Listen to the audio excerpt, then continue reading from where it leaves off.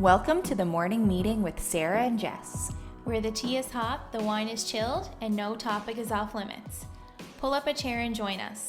There is room for all of you here. We won't limit seating, we'll just build a bigger table. Let's begin today's meeting.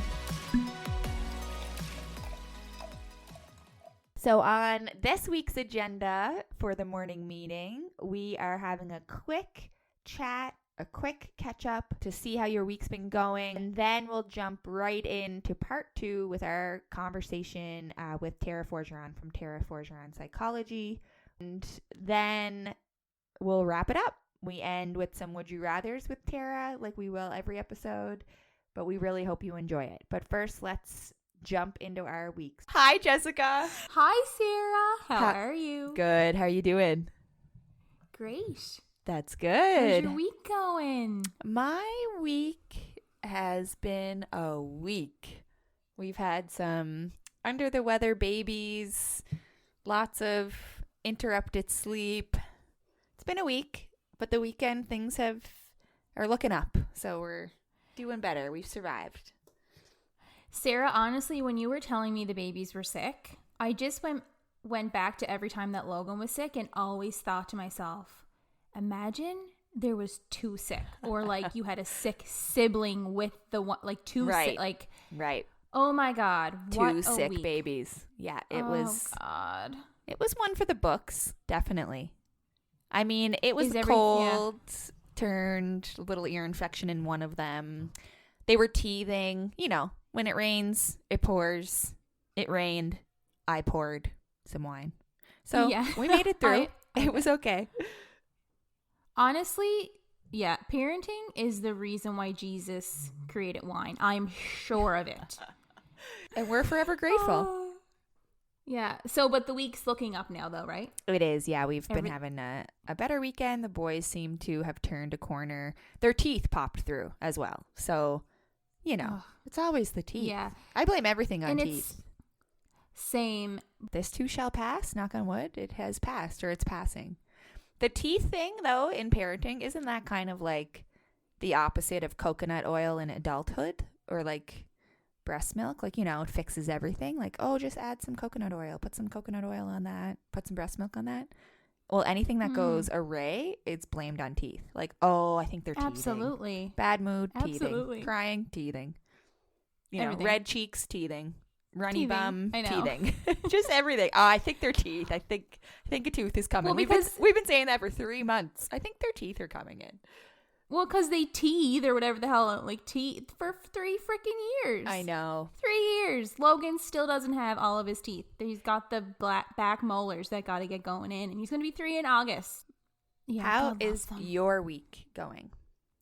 Good. I mean, I'm having a great week. The sun finally decided to come back out. Thank goodness. So if you're on the East Coast, I think it was like most people, like where I feel like I saw it everywhere, that everyone was in Rainville for a solid week. Yeah.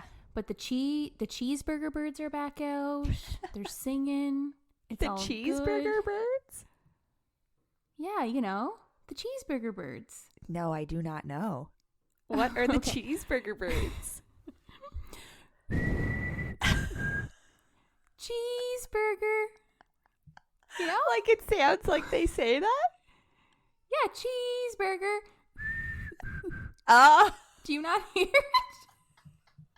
Well, I'm never going to not be able to hear that now, but I've never heard that before. Did you make this up, or did you grow up with this? No. I'm pretty sure I heard it on the Trailer Park Boys like 100 years ago. Okay. The cheeseburger birds. I am dying. Tell me everyone listening knows about the cheeseburger birds. If it was a Trailer Park Boys thing, they definitely... People know. I don't, though. Yeah. I can't believe I don't know that. That's hilarious. Well, now you know. Now I know. It's a sure sign of spring. Yeah, when it's the lovely. Cheeseburger birds come out. Well, I wonder if it was a cheeseburger bird that made a little home up in our soffit, or our, what's it called? Like underneath our gutter. Yeah, it's a soffit, I think. But one of our vents, the cap came off of it. So it's a perfect little hole to get into that like overhang on our house. Soffit and fascia? Yeah. So Is that what like you mean? that. Yeah. Soffit and fascia, like, you know, the underhang, like underneath your gutter. Yeah. Well, the vents that's in our back on those, one of Okay. them came out. And it was a Oh, hole. yeah. And I kept saying, like, Oh. there's a bird that's going to get up there and build a nest in, like, our attic or wherever that leads. I don't know. Anyway, I saw it. It's right outside of Beau's window. A bird went up yesterday. So Pat had to climb Oh, no. a big ladder, and didn't want to go up there. And he was slightly terrified of what was going to come out. And I gave him little kitchen tongs to go in the hole, make sure he caught them all. He was like, why aren't you climbing up the ladder if you know how to, like, approach this? I was like, because, honey, you're the ladder guy. You can do it. That was our Saturday, getting the bird's nest out of our soffit system. It's, you know, when you're young, you can't wait to, like, own a home, be out on your own. You don't realize some of this shit you got to deal with. I get a bird's nest out of your soffit system. Call me if any of you out there have that problem with the cheeseburger birds this spring. Oh, my God. I did get my nails done this week, though. Yeah, It's been... Tell us about that. It's been a while. I got a pedicure, and then while I was there, I was like, you know what? I'm going to get my nails done, too. Why not? Actually, no, it was reverse. I got the nails done, and then decided I wanted the pedicure. Did whoever was doing your nails, comment on your baby toe? Not the baby toe. Didn't comment on the stub, but when I inquired to get my nails done, like my fingernails, yeah.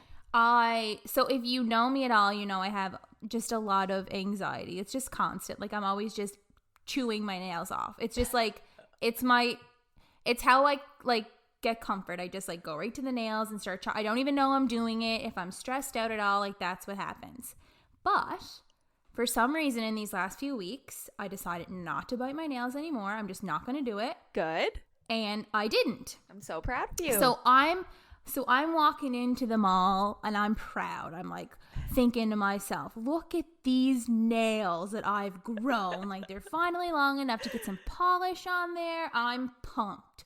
So I get in there and she's like, do you want long nails? And I was like, no, I just want shellac. She was like, oh, are you sure? I'm like, girl, I've been growing these puppies out for weeks. These Hurry up are and long paint them. nails. Hurry up and paint them before they're gone again. Like, so I'm excited. They look cute. You're ready to go. They do look really cute. I like the little fancy one you got there. Yeah, I went a little wild. I got a little iridescent flare on one of the nails, which, anyway, apparently it's a chrome nail, not iridescent. Is that new? Yeah, Is that anyway. a new trend? I don't think it's new. I think it's been around. All right. I don't know if it makes me like 12 years old that I got an iridescent nail. Well, I don't think so. I think it looks cool. But I don't care. Yeah, it's cute. Logan really likes it. Maybe that's my answer. There you go. I love your nails, Mommy. So cute. They're so shiny. How did it feel to be there by yourself for that like hour or two it took to do your nails? It was really nice, I have to say. It was, and I was having mom guilt because I had already, why did I leave the house that day? I can't remember, but I went up to give a gift to my friend. She's having a baby, and I was gone for a couple of hours. So then when I decided I wanted to get my nails done, I said to Daniel, I'm going to have to go once Logan's down, but then Daniel had plans to go somewhere else that he already had. It was this whole thing. Right. So then he's like, well, why don't you just go right now? And I was like, well, because Logan's awake right now and I've already left for 2 hours today. And he's looking at me like, what? Yeah. I'm like, I feel guilty because I already left once today. I feel like I can't leave again. Right. And he's just looking at me like, you are nuts. Right. Like, what did Tara just explain in the like, podcast last week? Like, what are you doing? Yeah. So I went. Good. So thank you, Tara. And did it feel good? And Daniel reminded me of that. Yeah. Good. Really good. Thank you, Daniel. And then so he put Logan to bed. And when I got home, I was like, did Logan miss me? And he was like, I hate to tell you this, but no. I know. Like, he didn't. Isn't that the question? Like, how do you answer? It's like, if I say yes, you're upset. If I say no, you're upset. Like, what's going to make you happier here? If he missed you or he didn't? Exactly. So anyway, it was all good. I'm really glad I went. Good. And you listened to Tara. So Tara, I'm sure you're listening that you taught us well. I've had Tara on my mind all week too about like mindfulness and the things we talked about in part 1. So if you're joining us for this episode, this will be, we'll play part 2 of our conversation with Tara Forgeron from Tara Forgeron Psychology in just a minute. Learning and laughing with Tara. It's been great. Part 1 we dropped last week with Tara, and we talked about mindfulness and mom guilt and boundary setting and the myth of motivation. And I think I've thought about all of those topics this past week and some of the things that we were doing or I was doing. Just like you, Jess, you had Tara on the brain saying like, okay, she said this is okay. So some good lessons. So did others. We've got a ton of messages from listeners, but I had someone actually stop me in like the daycare parking lot being like, oh my God, this episode was so good. And everyone is like chomping at the bit to get to episode 2 and so impatient. Yeah. Yeah. I think they should like, be. It will be well worth the wait. Yeah. I'm like, I voted for one episode too, but it was so close. The vote was so close. It was. I think it was 1 or 2 votes in the difference between the two. So we just went with what won, which was we had to be fair. Splitting it into part 2, but that was a tough call. That was hard to do. Oh, Jessica, what are you drinking today? Peach bubbly. Me too. I'm dying. Okay, was I right or was I right? Do I know you or what? Cheers. Cheers. I am so glad you told me to try the peach. It's so good. You saw my reaction. I couldn't believe how good the peach was. I reach for the peach before the pineapple every single time. You know what? I do too. It's surprising. This might be an unpopular opinion. I'm actually interested in what others think. But am I the only one that prefers their bubbly at room temperature versus cold? Ooh, interesting. Is it because when it's cold, it's too fizzy? Yes. Yeah, I understand that. I do understand that. Yeah, it is. So I've always had my bubbly just room temperature. I don't even know why. I think probably because most of the time I have it, I'm at work and I don't have a fridge in my office. But these cans I've had in the fridge. So this morning when I took a drink, I was like, "Oh, that was really, really fizzy." Right. I didn't like that. I didn't like that at all. Interesting. So, I wonder what others think. We'll have to pop a poll up on our Insta and see if they like it cold or room temp. What are you doing over there? I keep seeing you scratching at your armpit. I got itchy armpits. I don't know if it's my deodorant. I'm allergic to most kinds of deodorant. I can only use one. So are we sure it's not from the breastfeeding? It might be. I mean, I have to pump right now. I don't know if you can see these babies, but they are they are large and in charge. They look so good. Thanks for sharing. They're wicked. They're wicked, like up and at attention right now. I tried on a bathing suit the other day, and I was like, if only I could wear my bathing suit before I feed my babies, it'd be great.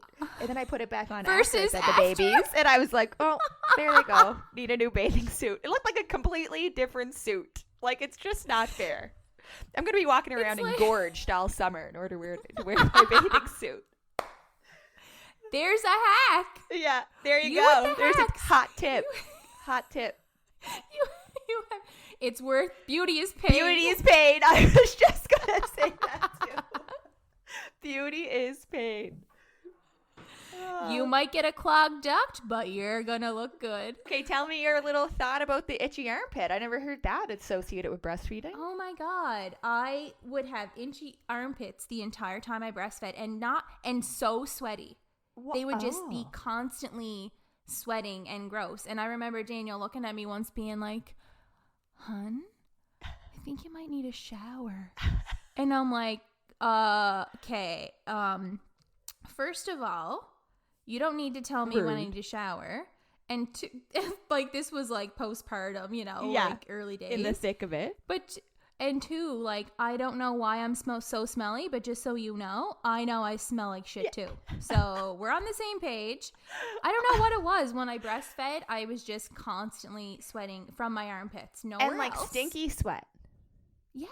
Oh. Like stress sweat, like stink. Yeah. Like, ugh. Yeah. Anyway, it went away, and I just couldn't be bothered to shower. Like I just was like, I just don't care. Like that's something that like people don't talk about in postpartum as well, is the sweats, like the night sweats. Like sometimes you have to change your sheets at night, like That hasn't happened Yeah. to me yet, and my armpits don't necessarily get sweaty. You know what's happened to me since the twin pregnancy? I get stomach sweat. It's the Oh. strangest thing. It's stomach sweat. And sometimes when I don't know if it's because I have my high waisted leggings on or what, but my stomach sweat is out of control. Don't know why that didn't happen to me after Bose. It happened to me this time, probably because I have some extra skin Hmm. floating around down there now.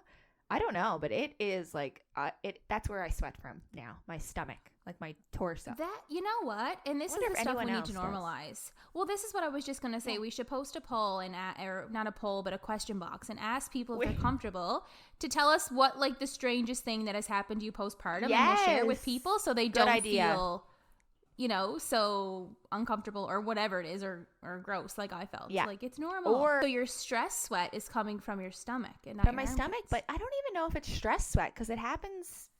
Well, maybe my body's stressed, Just but I'm not stressed when it's happening. That's right. where I sweat from now. Well, If I anyone's mean, it out could be there who worse. can break this down for me, I want to know. I want to know the science behind it. Yeah. Well, there Any you have stomach it. sweat experts out there? Let us know. Hit us up. Well, should we stop chat? We could do this forever. Should we wrap up our chat for this week and jump right in? Give the people what they want. They've been waiting impatiently Absolutely. for a week now Yes. for part two. Should we throw them part two right now and dive into our second part of our wonderful chat with Tara Forgeron? Let's do it. Let's do it. Enjoy. I really enjoyed a post you made. I mean, maybe really enjoyed isn't the proper terminology, but on Bell Let's Talk Day, Tara, you had a really, really thought-provoking post from your professional account, I thought, and it touched on the fact that people are talking about it now, and people are open to discussing their mental health concerns and their wellness and et cetera. But now what? How does the system Yeah. meet that? And I know we could dive, I'm sure, deep into systemic issues and what needs to be fixed, and that might be too big of a mountain to climb right now. But in terms of that access and advocacy, how do people navigate through the system that we are in currently? I mean, you touched on it with the virtual world opening things up, which is encouraging, but how does someone advocate for their mental health? What does a typical path look like for someone who isn't necessarily in distress or urgent distress, but knowing that they need to check in their mental health and wellness? How would they, what does that look like for them? Yeah. So honestly, and it's even my response to this might seem a bit helpless or not as upbeat as I want it to be, but it's unfortunately just the reality of where we are.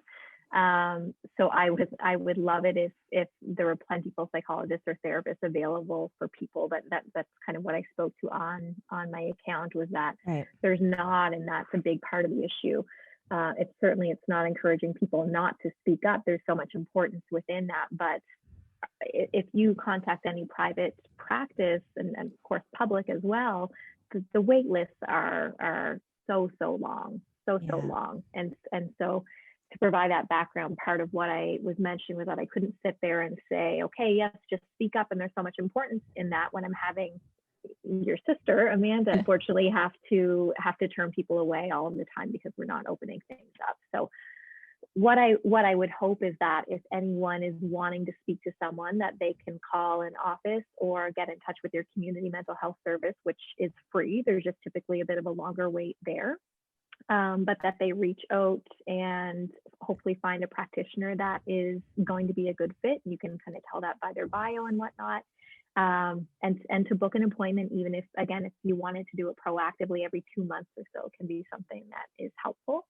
And again, with the virtual piece opening up, the good news is that we can also reach out to people within the same province as well that might be hours and hours away. So hopefully that can open up more options for people, even within Nova Scotia or various provinces looking to broaden their search essentially. Right. So that all of the tips I've mentioned before, even in terms of mindfulness or meditation, gratitude challenges, different things like that people can get a part of. I'm looking as well, just part of this issue is by being able to put out, looking to put out different courses and content online so that people can take them, not as a substitute for individual therapy, but just to have a bit of a different realm that people can access if there's too much of a wait. Absolutely. Well, that access to information is incredibly important, I think. So that's really exciting to hear. Yeah. And we broke down mindfulness, and maybe we'll break down meditation for people. Because again, I'm a visual learner, so things pop up in my head when you say these words. And, does meditation look like sitting on the floor with your elbows on your knees and your hand, or what is meditation? How can people practice that if they're unfamiliar with that term? Yes. And it can certainly look like that. So meditation is basically just a formal practice of what mindfulness is. So when we speak about mindfulness, we speak about bringing, that awareness to different activities that we're doing. So as I mentioned about the conversation I'm having, if I'm eating a really great piece of chocolate, being mindful about that, reading, anything at all. Meditation is typically just to kind of paint that visual, is you're in a seated position, your legs can be crossed, they don't have to, whatever is comfortable for you. Basically just a position so that you can stay alert and awake. So we don't want people to fall asleep when they're meditating, unless they're listening to a guided meditation that is for sleeping purposes. But the reason for that is that we want to practice simply bringing awareness to what's coming up in the mind. And it is not contrary to popular belief, meditation is not to have a completely clear mind. That's not the goal of it. If that happens for people, wonderful, but it's very rare that that's going to. So our mind is meant to think. That's what our mind does, right? Is it has a bunch of thoughts. So you're certainly not doing anything wrong if the moment you close your eyes, a bunch of thoughts come up. That's completely normal. That's good But news. what we want to do, what we want to do is simply bring awareness to our mind and having that thought, letting that go, and then practicing bringing our awareness back to either our breath or something in the moment that's going to kind of hold us here. So it could be something as simple as bringing it into the inhales and exhales, then our mind might drift again, let that go, bring it back. Or it might be a mantra. So I know you said Om, so it might be something like that. If people are doing a particular route of meditation, then they might introduce mantras. But usually within a mindfulness meditation, it's just bringing awareness to your breathing. Awesome. Very helpful. Thank you for that. Mm-hmm. Mm-hmm. And the purpose behind that too, just to kind of speak a little bit to that, but the purpose behind that again is so that we don't get too caught up in our thoughts and in our feelings and judgments that we have. So it's kind of like playing a bit of the observer role. And so that can help us, again, if we're able to practice that through meditation, it kind of primes us for more stressful experiences down the road by preparing for that. So if someone's in a really stressful situation and they've been practicing mindfulness or meditation, they might notice a bit of a shift in how they respond to that experience. So they may have noticed before that they were really angry or kind of quick to snap or went from 0 to 100 really, really quickly. Whereas if they make this a regular part of the practice, they'll have that better ability to take a step back, kind of bring awareness to what's going on within their mind, within their body, and then respond a little bit better than actually reacting. Right. So that practice is so important. And that was a question Jessica and I were discussing when we were preparing for this chat, is how important are those daily routines? I think you may have just answered it, but if there's anything else you want to add, is daily routines important for overall mental wellness? Yeah, it is. And even in that realm, I think to speak a little bit off topic for a moment, but one of the mistakes that we make when we try to integrate coping strategies from a mental health perspective, in my opinion, is that we wait until the moment we want to use it before using it for the first time, right? So if someone wants to bring more deep breathing into moments where they experience anxiety or high stress, what we of course want to do is use that first when there's no stress at all, right? Trying to get into that practice, into that routine, so that your mind actually knows what to do, how to deal with it, so that when that moment arises, you have a better idea of how that works and how that feels for you.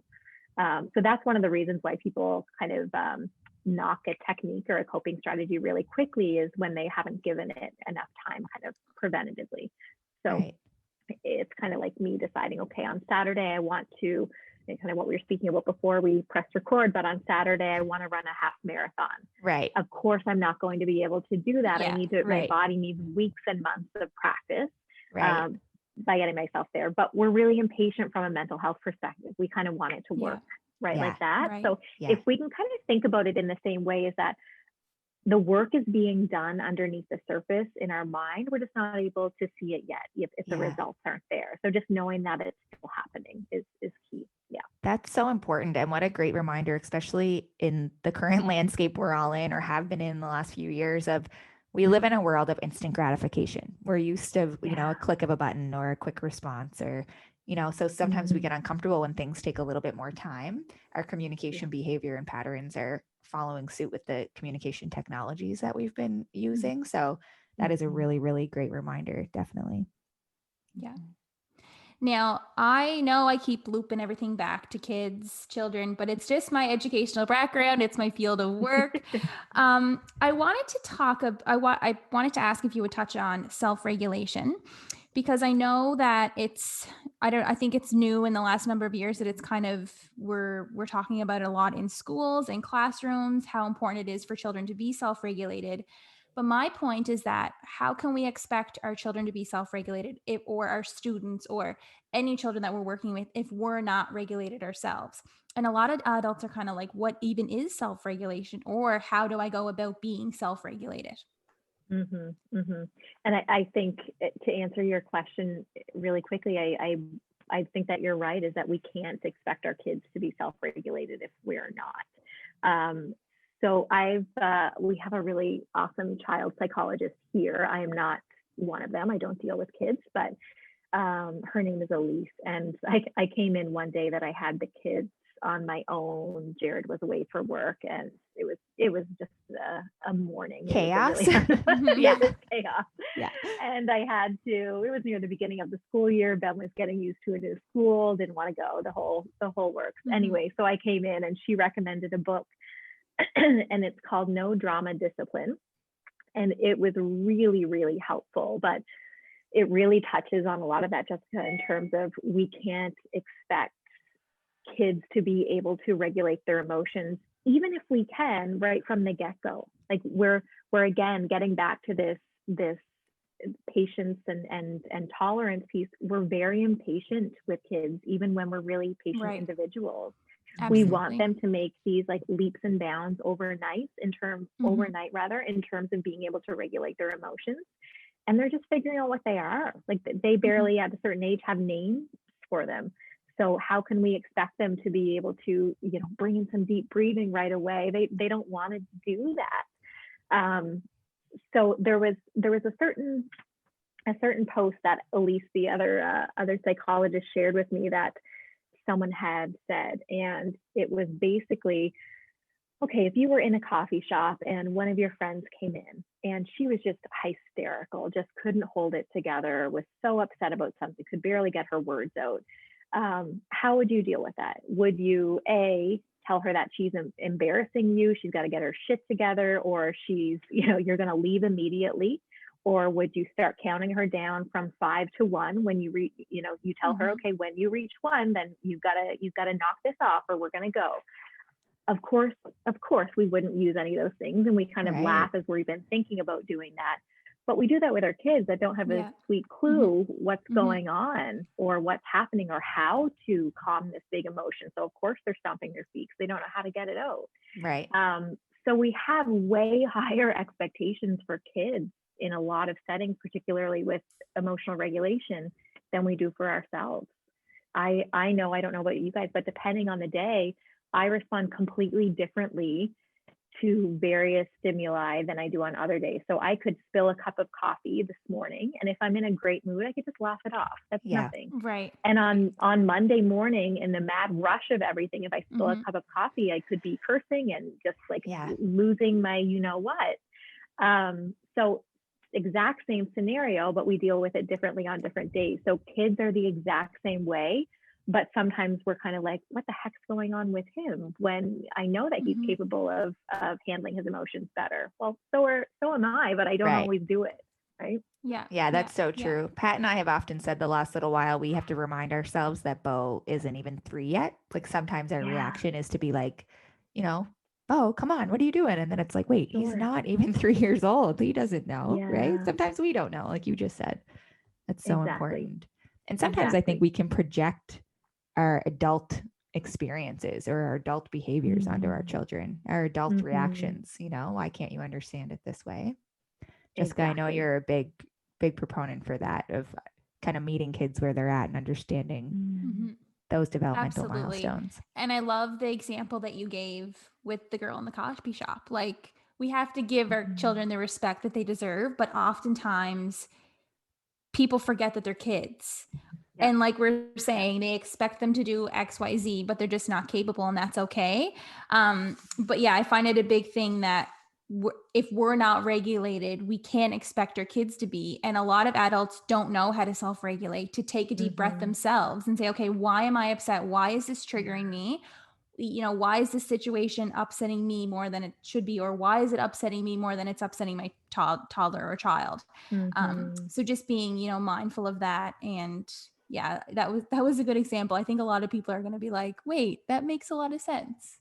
You know what it made me think of is, and I'm really interested to know if this is something you feel or not. Maybe it's just me, but when you were saying that, I was thinking, so I pictured Jessica coming into the coffee shop and how I would react to that. And it would be to meet her with what you said, like, okay, breathe, calm down, I'm here. I wouldn't be rushing her out of the store. Definitely not. And if it was my toddler, I would have said, probably counted to 3 and wanted to leave.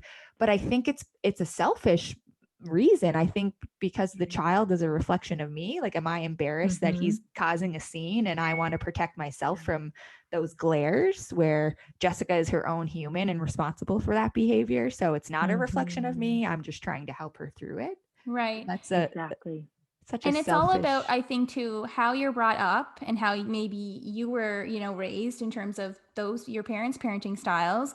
And for me, it's my educational background and my work experience, whereas Daniel is in the work of trade. So he's a instrumentation technologist, and he'll be the first one to say that he didn't really know what parenting was going to look like. So we've had some really interesting conversations where he has thought, where I'm perhaps hugging Logan if he's having a tantrum perhaps, or a meltdown, and he's looking at me thinking, are you just rewarding that? And it took us a few conversations for him to realize, oh wait, I understand now. You need, so it's a lot of the time parents aren't purposely trying to do these things. Like, they just think, well, this is what my parent did, or this is what my friend did, or this is what I witnessed in Walmart when a child was melting down, instead of thinking, okay, is there a better way to go about it? Right. So just these conversations, I think, alone will just give people that opportunity to think, oh, like, maybe I could respond in a different way, or a better way that might help my little one cope. Right. And sometimes it's what's the immediate fix, right? Like, what will do this quicker? What can get me through this quicker? Which you can also understand, because it's like we were saying, it's chaotic sometimes. It's hard. It's not always great. And as Tara said, sometimes it's not always rewarding. And we have to respect that some parents do need to do what they need to do at the time, because that's what's going to get them through that moment. Right. So there's a lot to it. What are some wellness goals that you think we should... I know we're individuals and those may look different, but what are some general wellness goals for someone who's just kind of starting to reflect on their mental wellness and trying to ease some of the chaos around them? What are a few wellness goals? What, where, when, why, how? What does that look like? What's your advice for that, Tara? I would say I would tell people to get a little bit more clear on their values, in terms of them as an individual, who they want to be, what kind of person they want to be in a relationship, as a parent, if they are one, what they value in terms of a workplace, different areas of their life, personal lifestyle, etc. And then to kind of allow that to break down their individual wellness goals. So if someone really values being a really kind partner in a relationship, maybe something that they can do to kind of make that a little bit more tangible down to a goal is to look at, okay, when I walk through the door at the end of the day, am I making eye contact with my partner? Am I going over and giving them a kiss? Or are we just kind of saying, hey, how's your day? Yep, good. Kind of moving on to the next thing, which many of us can relate with. So looking at that time together about how you want that to look. If you were an outsider looking in, how would you see yourself and your partner interact, communicate, be with one another, and then kind of breaking that down into goals. So it does really depend on what you would want as an individual, what kind of area you want to work on in your life. If it's more general or broader wellness, I would always say that, the typical broken robot, but the typical mindfulness or meditation can be a really great way to start. Always connecting with people as well, just even stay accountable on your goals can be an important part of it too, just so that you have that accountability. Accountability. Wow. That is, yeah, it really is. One interesting question, and it comes off those last two that we just had, is how do you feel being in the field you're in and the profession you're in daily? Does that impact your parenting or how you parent? Do you feel you're more equipped in certain areas? Do you feel like you know too much maybe in some areas? I think a doctor or a nurse sometimes are the worst patients because you know so much, right? Yeah. So what does that look like for you when you're trying to look at your professional life and your parenting life? Yeah, I do think that it's helped me, perhaps again be a little bit more proactive with recognizing, okay, I really need to work on, kind of similar to our other conversation, I really need to work on my expectations of him. Like you said, Jessica, where is that even coming from? Am I finding that I'm saying certain things to Ben, my 5-year-old? I'll use him. I run into more parenting examples than my 18-month-old, but with him, am I running into scenarios where I'm saying, kind of rhyming off things that I grew up with, even, that aren't necessarily problematic, but are they working for him? Right. So even if it's something as simple as, okay, have 3 more bites of this food and then you can get that, is that the kind of relationship I want him to have with food, where he recognizes that all these vegetables are just, shit you've got to get through before you get to the real dessert. Right. Where the not so exciting stuff, basically. So little things like that, like I said, weren't necessarily really problematic, but just give me perhaps a little bit more insight into recognizing, relationship that I want him to have, for instance, with food or sleep or his emotions or different things like that. That's great. Thank you for sharing that. This has been just so, I guess I was going to say eye-opening, but can we use mind-opening perhaps? Oh, good one. And we're really thankful of your time today, and we know how precious it is, and we're just so grateful that you would take the time to chat with us. We do have some questions that we want to ask all of our guests. We think it would be kind of fun to see different perspectives. So should we jump into those, Sarah? What do you think? Yeah, let's do it. Jessica and I have the plan to ask all of our guests these series of questions so that we can share different perspectives with all of you. We can learn from all of these different people who are from different sectors and different fields and different experiences. But when they're asked the same question, what does that look like to them? And I think it will be really interesting as we gather some of these responses from Tara and from future guests to learn and laugh, hopefully alongside of you. So we have a few questions we'll ask you. We'll just take turns. Jessica can go first. And we really look forward to some of your responses here, Tara. No pressure, though. Good. Yeah. So Tara, what advice do you have for your future self? Are these supposed to be rapid fire ones, or? You can think. No, it's okay. Okay. My future self. I would say probably just to slow down and practice what I preach by being in the moment more and more. Yeah. That's a great one. The next one is, how do you define success? I think success, and I say this partly because I think it's helped me even as a therapist to see people who come from all walks of life. And so when we look at the typical, perhaps society's definition of success in terms of having lots and lots of money and being able to afford everything, knowing that those people aren't any happier at the end of the day. So Right. I think my own success, I would define it as my ability to be able to bring gratitude to what's around me, to experience that I'm having, to shore material as well, but relationships that I have with people in my life. If we don't have that ability to slow down and really appreciate it, then there's not much point in having it. So I think that's certainly a practice that I strive to continue practicing on a regular basis, and something that will be important in the future too.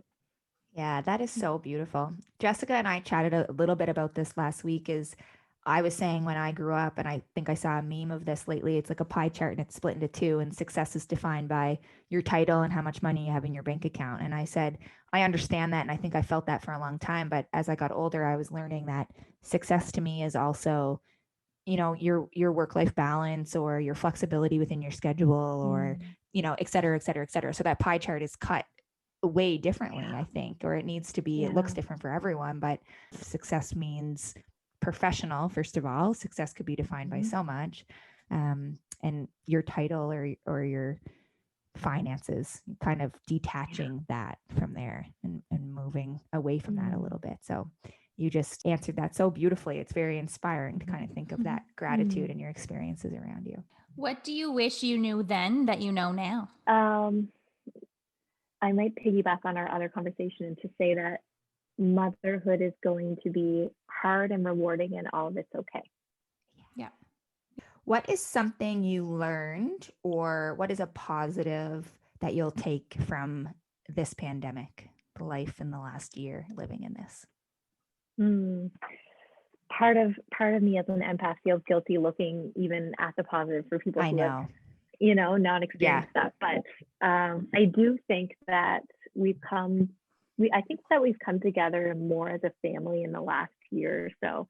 And so I think that strengthened things up quite a bit. So my husband was the one having to stay at home a lot more in the earlier days with the kids, while I was coming to work, even to do virtual sessions and whatnot. And so I think we just had more appreciation for one another when we kind of came back to things, as opposed to him feeling resentful when he was at home that I was at work. And I'm sure there were some days that he did. Right. But yeah, he will laugh if he listens to this, but he's very social. He's very sociable and extroverted. And so that all had to be drastically put on hold for him. Right. So I didn't experience a big change. I didn't experience much of a difference in that regard. Of course, some, but I think once he got over that hump, and then we kind of just looked at how we could have fun at home, it really was a positive experience amidst all of the heartache that was going on out there for a lot of people. Yeah. Anything you've learned about yourself or maybe about your husband, about others? He can do the dishes a lot more than he said he was. An important lesson in the first many years. No. I think the resiliency among people has been really, really eye-opening to see how we can be so separated physically, particularly during those first several months where we really weren't allowed to have physical distance with one another. Yet the simple glances, I remember even going for walks and runs and seeing an older man, and there was just a different kind of eye contact and a different smile and little things like that. So I think that ability to come together as human beings, even though we are physically apart, has been really a really cool thing to see and learn. Definitely. I think we may have touched on this already. We'll say two more, and then we'll go to the what would you rather. But how do you manage a work-life balance? I don't think that I do. Aside from the fact I don't, and I say that in that I don't think that there's this balance, and I think that term can be a bit misleading to all of us. So the best that I do in that regard is that I try, wherever I'm physically present, I try my best to be mentally present. So if I'm at home with the kids, I try to be home with the kids. And if I'm at work, I try to be at work, and just checking in when I'm not, and to kind of determine how I can let go and regroup. I didn't want to let you go without hearing your thoughts on that question because I was so interested, and it is so refreshing to hear you say that because that is just, none of us feel like we're really accomplishing a balance of sorts. And it's nice to hear you kind of put that into perspective for us. It's nice. To also hear from a psychologist that it's okay to be at work and be fully immersed in your work. Because I always say that I feel like I'm never alone in my thoughts anymore, that I'm always, say if I'm working and a half hour has gone by and I haven't thought about Logan, I'm like, oh my God, I haven't thought about him in a half hour. Like, what does that mean? Like, I forgot to think about him, but I was just immersed in my work. And I think just hearing from you that that's okay and that's important because my work is important. And although being a mother is a very large role in my life, it's not the only role.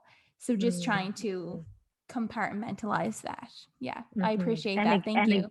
Yeah. And again, if guilt comes in there, your husband's name is Daniel, right? You said? Yes. Yeah. Yeah. And it's certainly nothing against men. It's just differences within the way that they're socialized. So, okay, if he was at work and didn't think of him in a half an hour, would he kind of have that, oh my gosh, what's wrong with me? Right. So it can help us to check that out as well, how our husbands respond to guilt or lack thereof versus how we do. Right. And Daniel and I have had this conversation, and he would say, I wouldn't think, oh, I haven't thought about Logan in a half hour. He would just think about Logan. Right. And that would be it. Yeah. Like, right. there wouldn't be a thought about it. Yeah, that's so interesting. There's nothing wrong with me. And in terms of mom guilt, we know dad guilt, I don't think really is a thing or is popular. Is dad brain a thing? Because mom brain seems to be a thing. Tara, do you have any thoughts on mom brain? Yeah, well, I have it.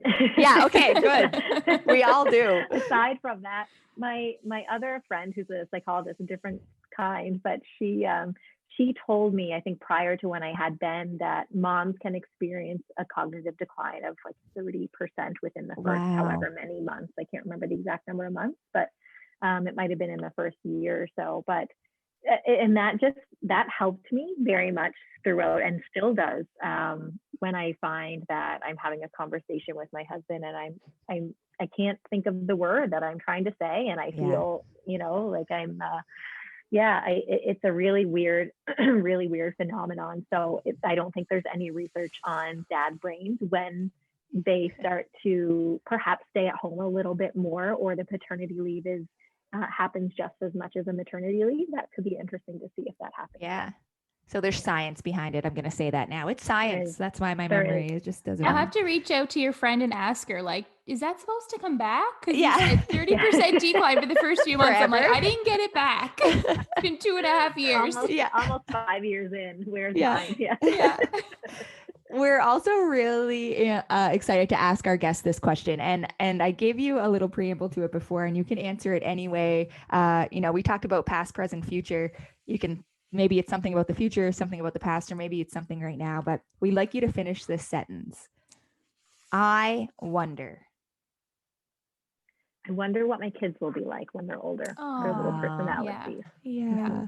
That's so interesting to think about, isn't it? Mia's so feisty and temperamental and she's the complete opposite of Ben, and he was and still is so gentle and timid. So it'll be really interesting to see what they're like. Oh, that's so lovely. That will be so lovely. So I don't know if you've listened to the pod so far, Tara. I hope you did. Have, yeah. But we did a What Would You Rather session or podcast. So we thought it would be fun to ask our guests a What Would You Rather, just some quick ones to wrap up our time together. So would you rather tea or coffee? Coffee. Ooh, how do you take it? Those tea drinkers, I know, aren't you? We are. How do you take your coffee, Tara? Well, usually just with a little bit of almond milk, but over the last 3 months, I've kind of treated myself to a little silk creamer as well, a little like soy creamer. Yeah, yummy. Okay. Would you prefer red or white? I don't drink as much anymore, but I would say red if I had to pick. Certainly red. Yeah.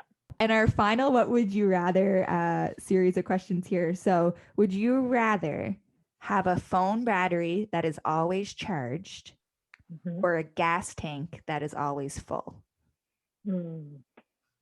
I would say phone battery. Most likely. because Interesting. my logic behind this is because I am more introverted and can stay home. I feel like I wouldn't need gas to go anywhere. Ah, Oh, I like good. that. Okay. Okay. Even Especially in the though, virtual world now. Yeah. yeah, even though with the gas, so that question makes me a little bit uneasy because, and again, my husband will laugh. He's driven on a tank where it will say there's 1 kilometer left. Yeah. And It's a I challenge. just don't understand why you wouldn't go fill that up like 50 kilometers ago. But anyways, Yeah. so I'm I'm hiding. always, my light comes on when it has like 100 kilometers left. I'm like, okay, so I'm going to make my route to the gas station Yeah. within the next like 20 for sure. I'm hiding my face because if Patrick's listening right now, he's saying, thank you, Tara, because I am totally a Jared in this situation. Yeah, I'm like, are you? okay, well, the gas light's on. That means I have another X Oh, amount of God. kilometers Yeah. before I have to stop. And maybe Depends he'll on the get in the van season. next and have to fill Yeah. it. Yeah. It depends on the season for me. If it's the winter and it's cold, I'm gonna make do with what I got and hope that Daniel will catch it on the way to hockey. Yeah. But in the summertime, I might be more apt to when the gas Yeah. light comes on, think, Yeah. okay, might be time to fill up the tank. Yeah. But yeah, that's funny. Jessica, what would you rather? Your battery always charged or your gas tank always full? The gas tank always full. Okay. Because I don't like Yeah. braving the elements. Like, is Right. it going to be windy? Is it going to be rainy? Am I going to get soaked? What's Yeah. I just The got a unknown. new phone, but before that I was living on a really old one and the battery was just always dying. So I feel like I'm used to that now. I think I may take the gas tank as well. And the final one is, Tara, would you rather be good and be able to play any musical instrument you pick up or to successfully play any sport you tried to play? Any sport. Good. I'm picking sport as well. Jessica?